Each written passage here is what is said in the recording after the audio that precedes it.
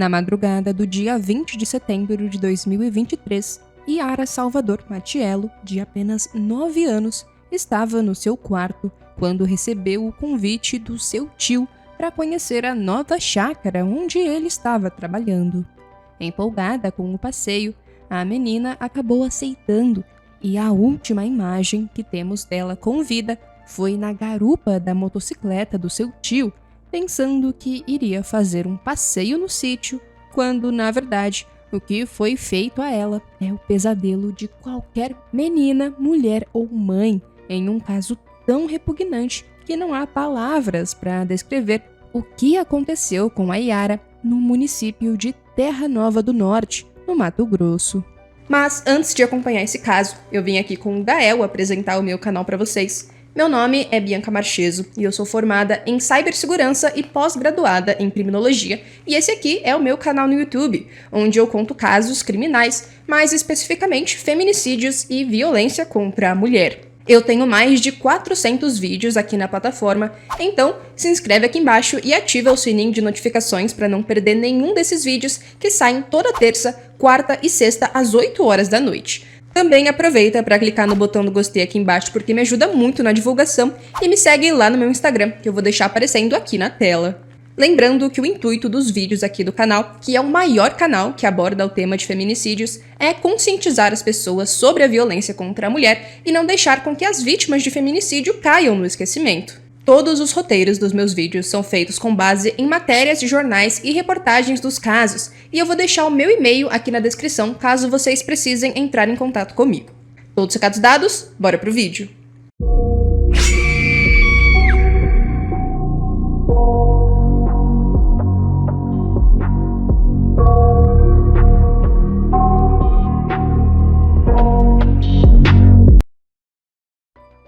Yara Salvador Matiello tinha apenas 9 aninhos quando tudo aconteceu, em setembro de 2023. A Yara morava com os seus pais e os seus irmãos em uma residência simples na pacata cidade de Terra Nova do Norte, situada a 670 quilômetros da capital Cuiabá, no Mato Grosso. Ela foi descrita como uma menina muito alegre e esperta que era muito próxima da família, principalmente da sua mãe, Doriana Salvador Matiello, a pessoa para quem ela contava tudo o que acontecia e confiava 100%. Desde muito pequena, as duas conversavam sobre tudo, e a sua mãe lhe alertava sobre os perigos da vida, ensinava a Yara sobre consentimento, sobre não permitir que adultos a tocassem e sobre todos os conselhos e alertas para deixar a filha mais segura. Acontece que a família da Yara era muito unida, eles sempre se ajudavam como podiam. Então, a mãe da menina acabou acolhendo o seu irmão que morava em Cuiabá e que tinha acabado de se mudar para Terra Nova do Norte. O nome desse tio da Yara é José Marcos da Silva Lima, de 29 anos na época. Ele se mudou para a residência da família da menina 4 meses antes de tudo acontecer, junto com a esposa dele, e no imóvel passaram a viver os pais da Yara, os seus irmãos, ela e os seus tios. O motivo da mudança do José Marcos para a Terra Nova do Norte era que ele estava em busca de emprego, mas também porque ele queria se livrar do vício em entorpecentes e se distanciar do seu passado criminal. O José Marcos já possuía diversas passagens criminais e tinha conhecimento sobre o sistema penitenciário por crimes contra mulheres e crianças. No passado, ele já tinha praticado relações não consentidas 2 vezes, mas ele saiu impune de ambos os crimes. Segundo os familiares, quando ele tinha 15 anos, o José Marcos já tinha cometido relações com uma menina de 7 anos na cidade de Alagoas, em Maceió. Já em 2019, ele repetiu o crime ao cometer os mesmos atos contra a sua ex-esposa em Várzea Grande. Ele ficou preso por 2 anos, mas nada foi feito depois e ele não foi condenado. Segundo a Doriana, a mãe da Yara, o seu irmão se escondeu após cometer os crimes. Ele vivia falando que não tinha sido ele, e então a justiça não foi feita, já que os crimes foram encobertos. Até que, passados muitos anos, o José Marcos se casou e parecia ter mudado. Após ser acolhido pela irmã, ele viveu por 4 meses na casa da Yara. E lá ele tinha uma ótima relação com todo mundo. Inclusive, não só a Yara, como seus outros irmãos adoravam o tio e sempre passeavam com ele em chácaras e sítios, já que ele trabalhava como caseiro. A mãe da Yara nunca deixou os filhos sozinhos com o tio, sempre que eles visitavam as chácaras para acompanhar os trabalhos do José Marcos. Sempre tinha alguém para supervisionar, e a relação dos sobrinhos com o tio era muito próxima e tranquila. A Doriana sempre foi muito preocupada com a segurança dos filhos e disse que nunca notou algum comportamento estranho do irmão com os sobrinhos, descartando que ele já tivesse feito algo com a Yara antes. A Doriana disse: "Ela teria me contado com certeza, porque desde pequena eu ensinei a ela, eu sempre falei: minha filha, homem nenhum pode te beijar nem te tocar, nem o seu irmão, nem o seu tio, nem homem estranho. Eu sempre alertei isso para ela", disse a Doriana.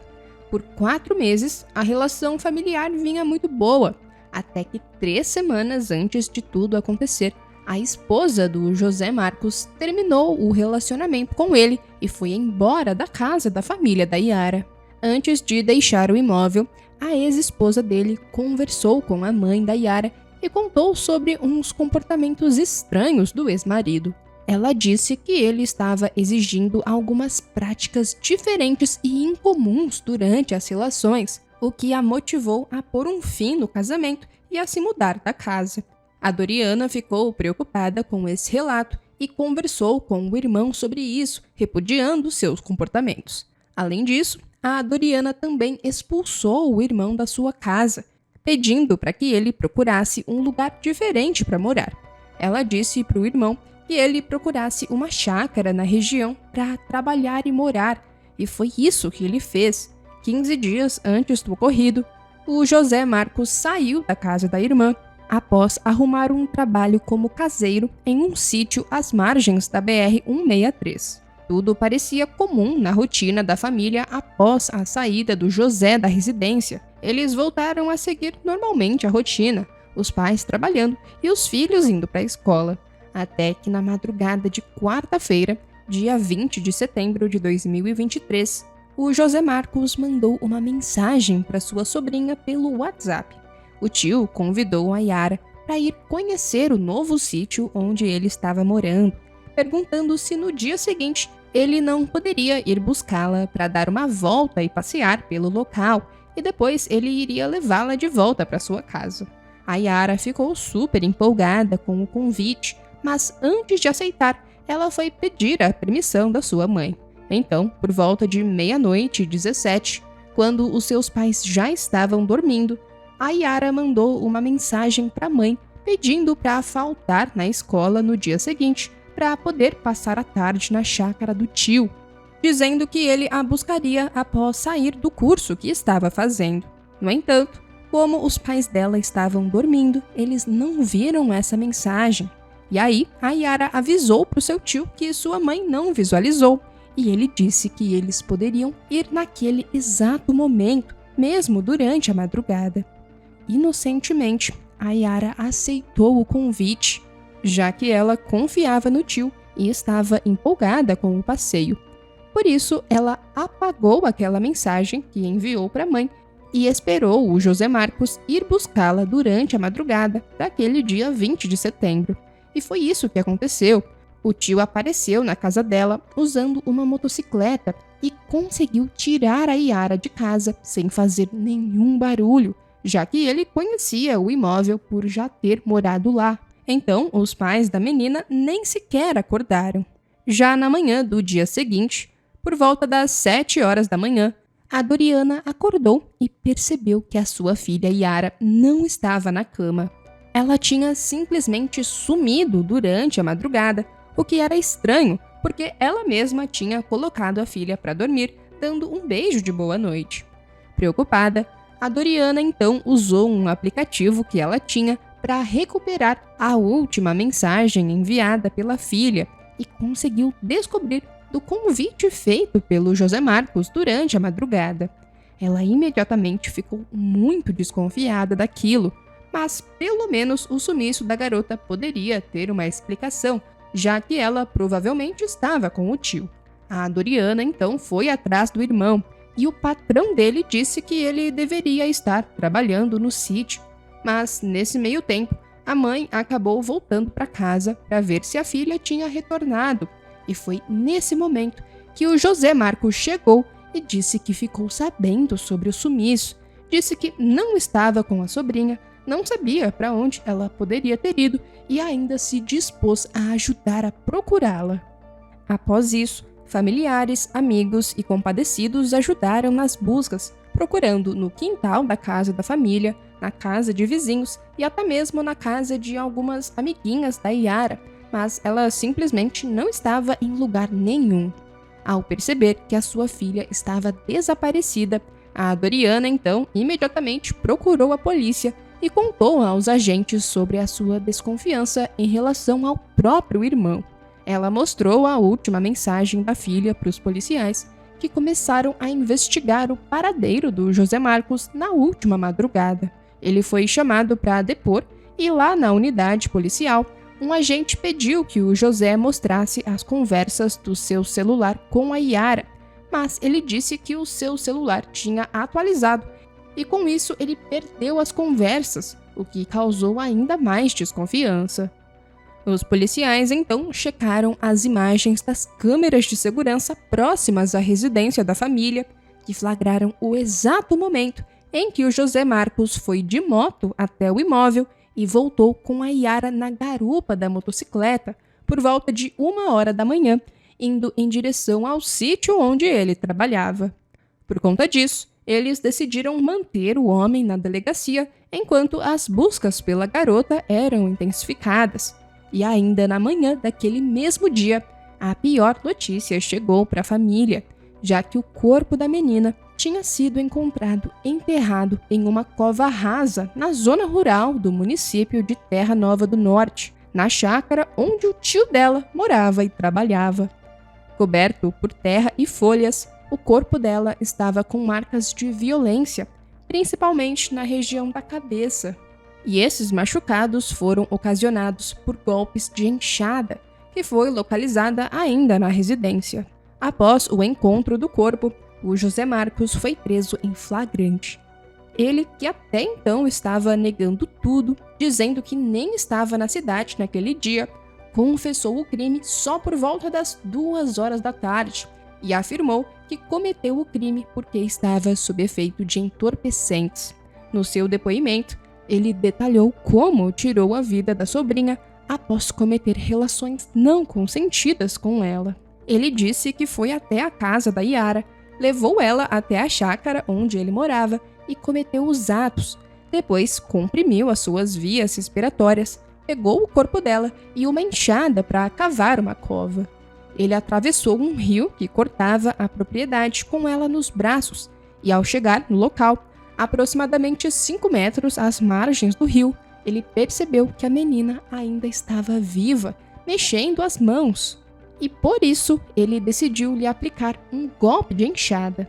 O José Marcos disse que tinha sofrido um apagão por conta do uso de substâncias e que quando acordou, ele já estava ao lado do corpo da menina no sítio. E a última coisa de que ele se lembrava com certeza era que por volta de 9h da noite, ele tinha ido ao centro da cidade para comprar pasta base de entorpecentes.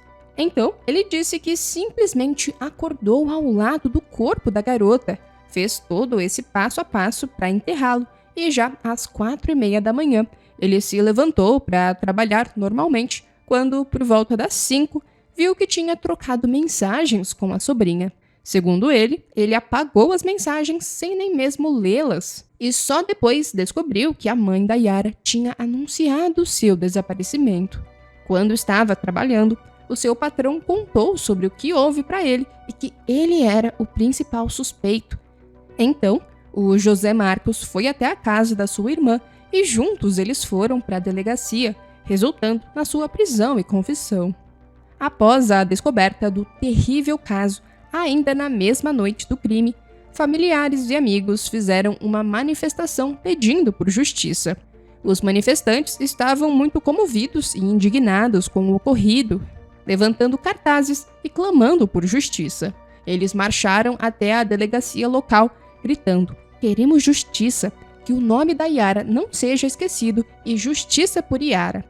Além da marcha, uma carreata também foi realizada, demonstrando a solidariedade e o desejo da comunidade por respostas adequadas ao ato horrendo.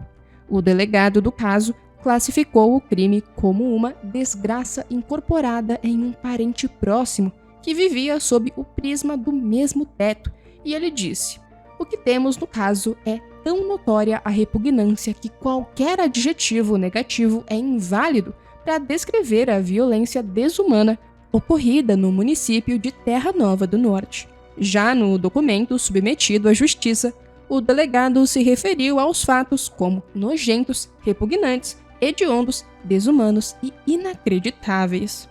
No dia seguinte, 21 de setembro, o José Marcos passou por audiência de custódia e teve a prisão mantida. A decisão que manteve sua prisão foi proferida pelo juiz da Vara Única de Itaúba, mas detalhes não foram repassados, porque o caso corria sob segredo de justiça. Ainda naquele mesmo dia, os laudos da perícia oficial e identificação técnica, a Politec, saíram e apontaram que a Yara perdeu a vida devido a um traumatismo crânioencefálico e devido ao estado do corpo, foi necessário coletar um material biológico para fazer a comprovação da identidade por meio de exame de DNA. Infelizmente, a análise da perícia confirmou que houve sim os atos não consentidos contra a vítima cometidos pelo próprio tio. Após receber essas confirmações, a Doriana, a mãe da Yara, deu uma entrevista e disse que a sua vontade era de encontrar o seu irmão e tirar a vida dele com as próprias mãos. Ela contou: "Eu não tive a oportunidade de ficar cara a cara com ele, porque na delegacia eles não deixaram. Eu, com a dor de mãe, de olhar na cara dele e perguntar por que ele fez isso com ela, o que ela fez de mal para ele, mas eles negaram e me impediram a todo momento. O sentimento é de ódio, é de revolta. Minha vontade era de pegar ele com as minhas próprias mãos", declarou a mãe. A Doriana encerrou essa entrevista aos prantos, dizendo: "Eu não sei o que pensar, eu não sei se eu vou conseguir ficar viva, eu não sei se eu vou conseguir dormir mais, se vou conseguir comer. Eu não comi nada desde ontem, não tenho fome, não tenho sono, eu só queria a minha menininha de volta." Após a prisão preventiva do José ser declarada, ele foi recolhido na cadeia pública de Peixoto de Azevedo, a 700 quilômetros de Cuiabá, e um dia após a sua prisão, ele entrou com um pedido para ser transferido para Cuiabá, por receio de linchamento. O pedido de transferência foi feito de maneira informal ao delegado responsável pelo inquérito e disse: "O receio dele existe. Ele sabe da gravidade do crime que está sendo imputado a ele. Ele já foi preso. Ele sabe como funcionam essas coisas. É uma situação muito grave", disse o delegado. Diante disso, a Secretaria de Segurança Pública não informou se havia algum planejamento de transferência do José para Cuiabá ou para outra unidade com maior segurança. O pedido de transferência causou revolta nos familiares, já que se o José Marcos teve coragem de cometer um crime tão desumano, por que agora ele estava com medo de pagar pelo que fez? Um outro irmão da Doriana e do José Marcos disse que ele era um monstro que infelizmente era o seu irmão e que não havia justificativa para o que ele fez. O irmão disse: "Primeiro, a justiça divina será cumprida e esperamos que a justiça da terra também não falhe. Essa não é a primeira vez que isso acontece e que ele não fique impune mais uma vez. Que seja a terceira e última vez", contou o irmão. A família da Yara também lamentou o fato de que a mãe, a Doriana, estava sendo acusada nas redes sociais por ter supostamente permitido que o seu irmão levasse a sua filha. Sobre isso, a Doriana disse: "Eu só dava amor e amava demais. É doloroso saber que existem pessoas com coração mau que me culpam. Eu não abri a porta. Eu não permitia que ele a levasse a qualquer momento. Eu estava dormindo, eu não vi. Eu nunca o deixei sozinho com ela. Não é a minha culpa. Pare de dizer que eu abri a porta. Pare de dizer que eu a entreguei para ele. Eu nunca permiti que ela saísse sozinha com ninguém. Eu não tenho culpa, frisou a Doriana. No dia 23 de setembro, uma deputada estadual comentou o crime nas suas redes sociais, chamando o acusado de monstro e mencionando a prisão perpétua no Brasil. A deputada escreveu: aguardando ansiosamente o dia que o Congresso Nacional vai enfrentar a discussão da pena de morte ou da prisão perpétua para monstros como esse, que acabou com a vida dessa menina e da família. E agora ele está com medo da prisão. É mole isso, Deus me perdoe, mas não dá mais para assistir isso. Já no dia 28 de setembro, o José Marcos da Silva Lima foi indiciado pelo crime de feminicídio qualificado contra a sua sobrinha, além dos crimes de ocultação do corpo e relações não consentidas contra a vulnerável. A Doriana voltou a desabafar sobre o ocorrido. Ela disse: quando eu percebi que ela não estava dentro de casa, às 7 horas da manhã, eu já pensei na minha cabeça, foi ele. Sabe por quê? Porque a minha filha não abriria a porta para ninguém estranho. Ela amava o tio dela. Se ele fez isso com ela, imagina se ele sair, o que ele não é capaz de vir a fazer com a gente.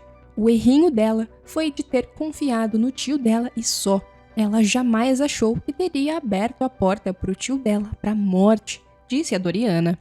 A denúncia foi recebida pelo juiz no dia 10 de outubro e as qualificadoras incluíam meio cruel, asfixia, impossibilidade de defesa da vítima contra a mulher por razões do sexo feminino, além de ocultação do corpo, atos contra vulnerável majorado por ser parente da vítima mediante dissimulação e contra menor de 14 anos. A condenação dele se deu no ano seguinte, em um julgamento fechado ao público ocorrido no dia 18 de outubro de 2024, na Câmara Municipal de Terra Nova do Norte.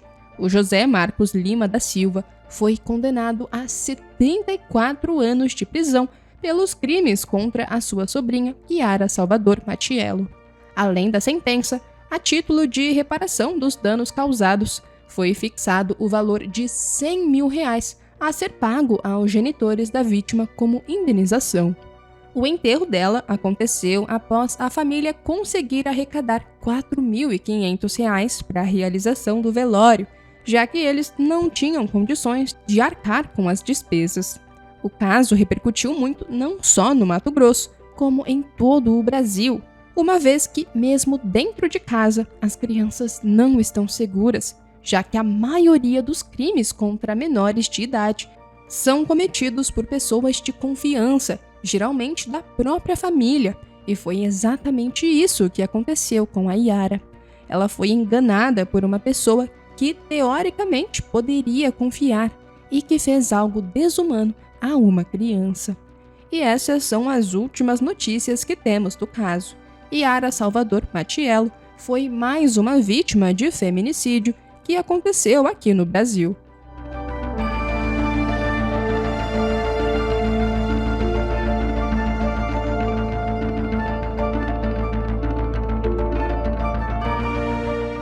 Bom, gente, esse foi o caso de hoje. Deixe aqui nos comentários alguma mensagem de apoio para as famílias das vítimas que muitas vezes assistem aos meus vídeos. Curte, comenta e compartilha para apoiar o meu trabalho. E é isso. Até o próximo vídeo. Beijos!